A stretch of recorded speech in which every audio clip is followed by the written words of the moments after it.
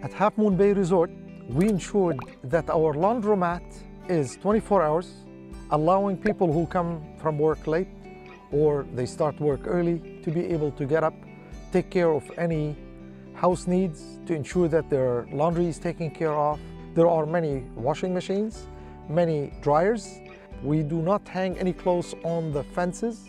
Speaking of fences, there are 6-foot-high cedar fences that give privacy. Everybody is thrilled here about our fences because they allow you to greet your neighbor, visit with your neighbor whenever you feel like it, but you don't have to be looking at each other at all times.